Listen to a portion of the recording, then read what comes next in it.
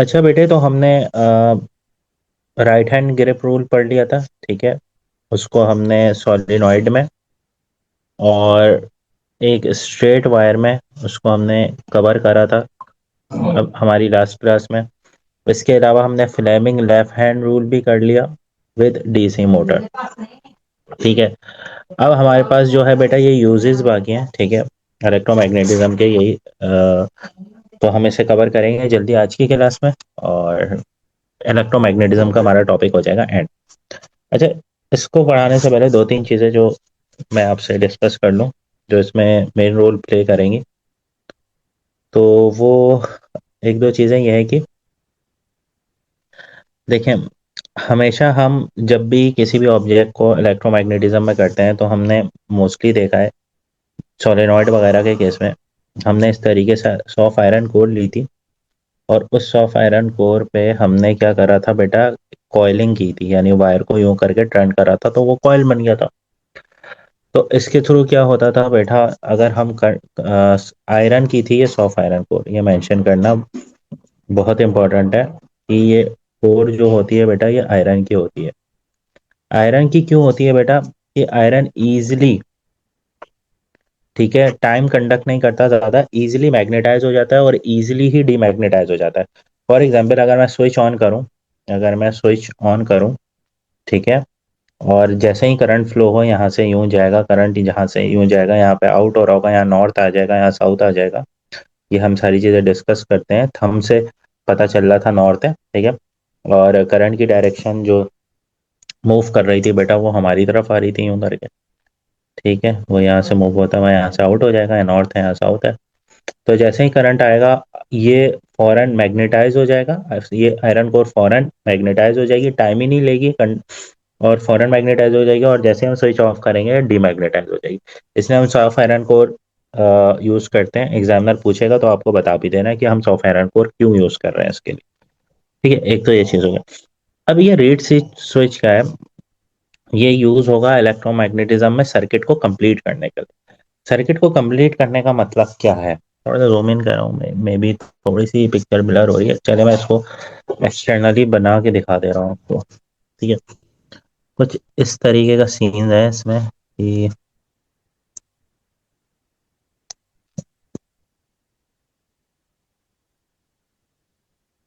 ठीक है।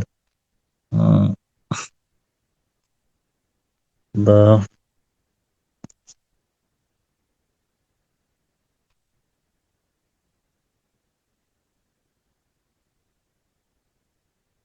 ये हमने इसके अंदर स्ट्रिप्स लगे हुए हैं और हमने जो है ये कॉइलिंग कर दी। अब जब हमने कॉइलिंग करी है तो सॉफ्ट आयरन को रही है, तो मैं मेंशन कर देता हूँ यहाँ पर सॉफ्ट आयरन कोर।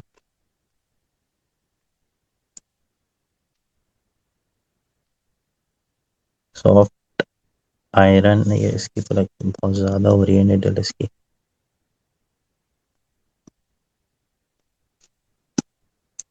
ये है सॉफ्ट आयरन कोर। अब जैसे ही यहाँ पे करंट आएगा तो ये फौरन इजीली मैग्नेटाइज और डिमैग्नेटाइज हो जाएगा, ठीक है। फॉर एग्जाम्पल यहाँ से करंट को हमने करवाया इन, तो यहाँ पे आ जाएगा, यहाँ से अगर मैं करंट को करवाऊंगा इन तो यहाँ पे आ जाएगा नॉर्थ और यहाँ पे आ जाएगा साउथ, ठीक है। अब फॉर एग्जाम्पल यहाँ पे साउथ आया तो इस जो हमने ये स्ट्रिप्स लगाई हुई हैं, यहाँ पर भी साउथ आ जाएगा, ठीक है।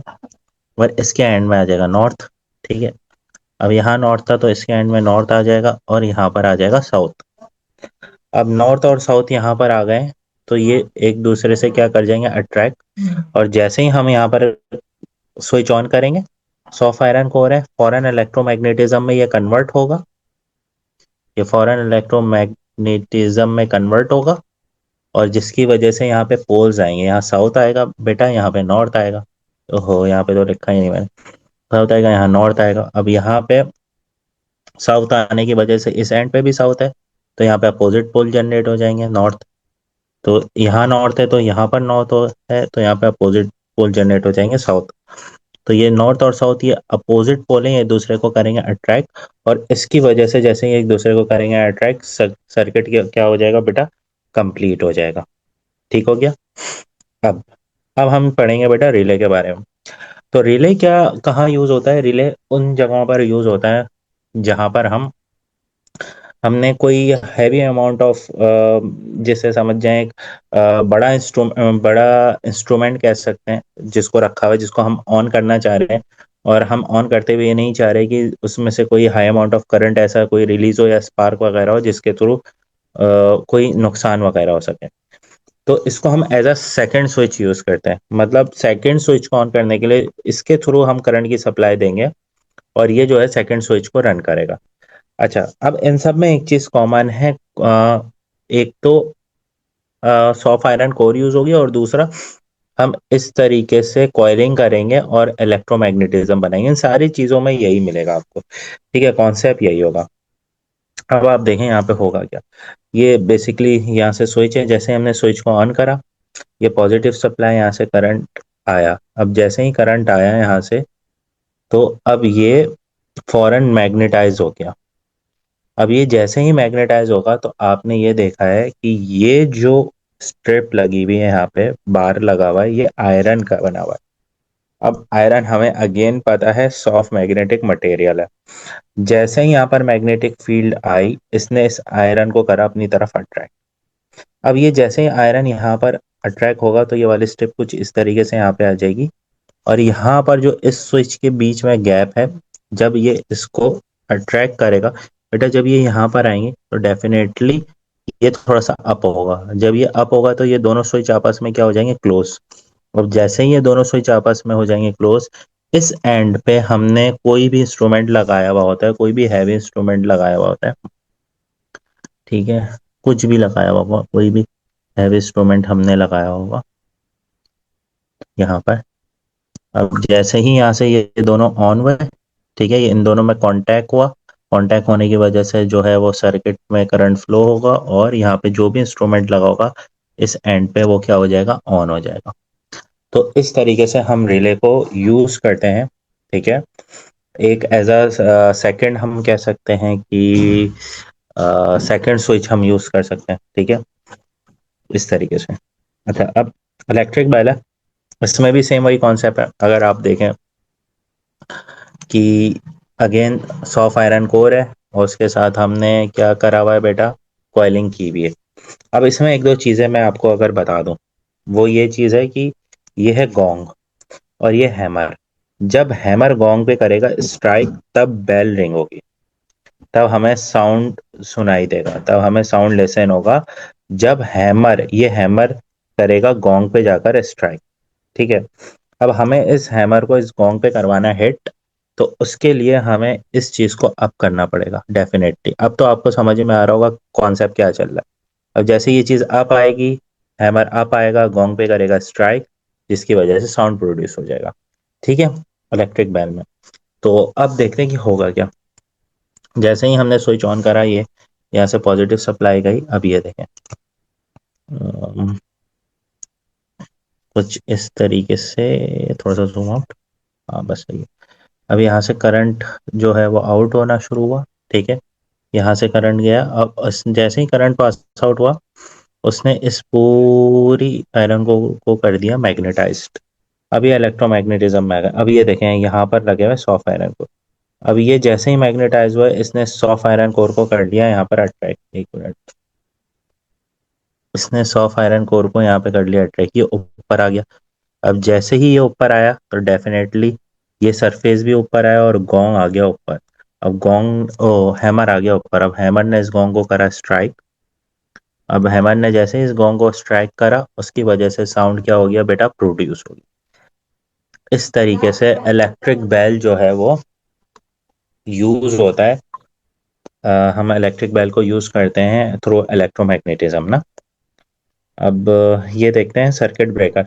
सर्किट ब्रेकर बेटा फ्यूज टाइप ही चीज है, ठीक है। फ्यूज क्या होता है, बस मेल्ट हो जाता है, तो जिसे हम एक दफा यूज कर सकते हैं, अगेन एंड अगेन यूज नहीं कर सकते। बट सर्किट ब्रेकर को हम अगेन एंड अगेन यूज कर सकते हैं, ठीक है। इसका कांटेक्ट जब होता है, ये हमारी पीएमटीज वगैरह में भी सर्किट ब्रेकर्स लगे हुए होते हैं।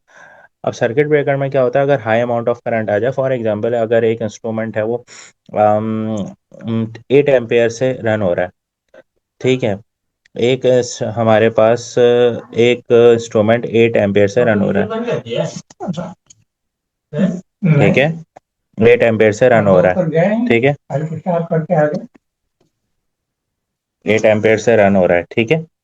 और अगर यहाँ पर ज्यादा अमाउंट ऑफ करंट आ जाए तो इंस्ट्रूमेंट क्या हो सकता है, इंस्ट्रूमेंट ब्रेक हो सकता है, ठीक है। ठीक है।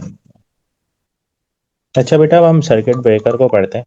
सर्किट ब्रेकर भी पूरा उसी इलेक्ट्रोमैग्नेटिज्म के कॉन्सेप्ट पर बेस्ड है, ठीक है। अगेन हम यही देख रहे हैं कि यहाँ पर वही, एक मिनट,